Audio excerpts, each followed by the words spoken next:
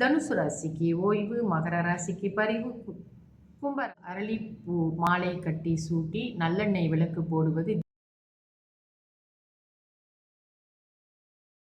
அனைவருக்கும் என் அன்பான காலை வணக்கங்கள். வெள்ளிக்கிழமைகளில் நம்ம சமைக்கும் பொழுது கசப்பான உணவு வகைகளை சமைக்காதீர்கள். அன்று சுக்கிரனுக்கு உரிய நாள். நம்ம இனிப்பு வகைகளை சமைப்பது மிகவும் நல்லது. தொடர்ந்து நம்மளுடைய பஞ்சாங்கத்தில் இணைந்திருப்போம். இன்றைய தேதி 6ஆம் தேதி 3ஆம் மாதம் 2026 வெள்ளிக்கிழமை, தமிழ் மாதம் மாசி. இன்றைய சூரிய உதயம் 7:26க்கு, சூரிய அஸ்தமனம் 7:22க்கு. இன்றைய தேதி தேய்பிறை திருதியை திதி முடியும் நேரம் இன்று இரவு 8:23க்கு. அதன் பிறகு சதுர்த்தி ஆரம்பமாகும். இன்றைய நட்சத்திரம் அஸ்தம் நட்சத்திரம் முடியும் நேரம் இன்று காலை 11:59க்கு. அதன் பிறகு சித்திரை ஆரம்பமாகும். இன்றைய யோகம் முதலில் அமிர்த யோகம், பிறகு சித்த யோகமாக வருகிறது. நல்ல நேரம் காலை 7:25 8:55 வரை. அதன் பிறகு மாலை வேளையில் 6:22 7:22 வரை. இரவு வேளையில் 9:22 10:21 வரை.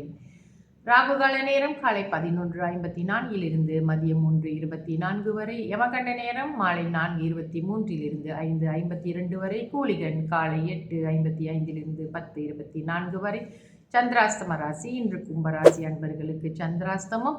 இவர்களுக்கு நாளை காலை அதிகாலை 12:48க்கு சந்திராஸ்தமம் முடிவடையும். இன்றைய ராசி பலன் பார்ப்போம். மேஷ ராசிக்கு தனம், ரிஷப ராசிக்கு வரவு, மிதுன ராசிக்கு சினம், கடக ராசிக்கு அசதி, சிம்ம ராசிக்கு ஆக்கம், கன்னி ராசிக்கு சாதனை, துலாம் ராசிக்கு நிம்மதி, விருச்சக ராசிக்கு நற்செயல், தனுசு ராசிக்கு ஓய்வு, மகர ராசிக்கு பரிவு, கும்பராசிக்கு சாந்தம், மீன ராசிக்கு நிறைவு. தொடர்ந்து நம்மளுக்கு ஒரு மறைமுக எதிரிகள் இருக்கிறார்கள் என்று நீங்கள் நினைத்தீர்கள் என்றால் அதற்கு நாம் என்ன செய்ய வேண்டும்?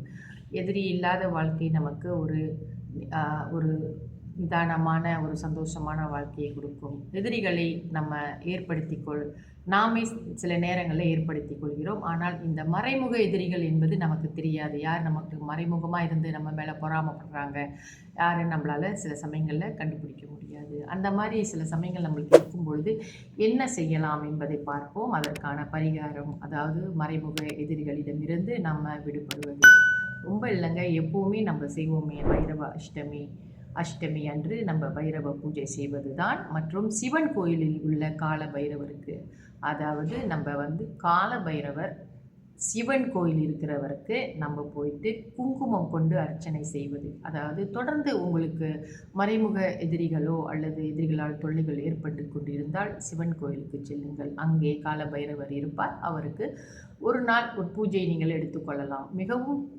சிரமம் தரக்கூடிய அளவிற்கு உங்கள் மனதை அனுதினமும் உங்களுக்கு மனதிற்கு துன்பத்தை கொடுத்து கொண்டு இருக்கிறார்கள் என்றால் நீங்கள் அடிக்கடி, அதாவது வெள்ளிக்கிழமைகளில் அல்லது திங்கட்கிழமைகளில் மாலை நேரத்திலே சிவன் ஆலயத்திற்கு சென்று பைரவருக்கு குங்கும அர்ச்சனை செய்ய ஏற்பாடு செய்து நீங்கள் செய்து வாருங்கள். நான் கைமேல் பலன் உங்களுக்கு கிடைக்கும்.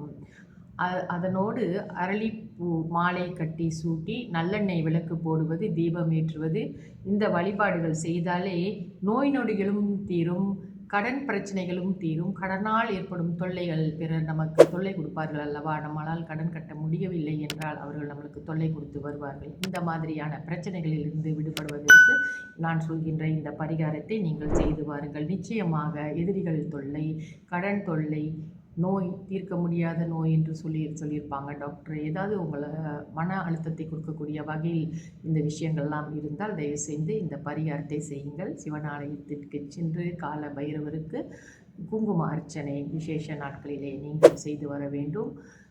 தொடர்ந்து ரொம்பவும் மோச நிலையில் உள்ளவங்க திங்கக்கிழமை செய்ய ஆரம்பிச்சிருங்க. நிச்சயமாக கைமேல் பலன் உங்களுக்கு உண்டு. நன்றி, வணக்கம். தொடர்ந்து என்னுடன் இணைந்திருங்கள். என்னுடைய பதிவுகளை பிறருக்கும் ஷேர் செய்து வாருங்கள். நன்றி.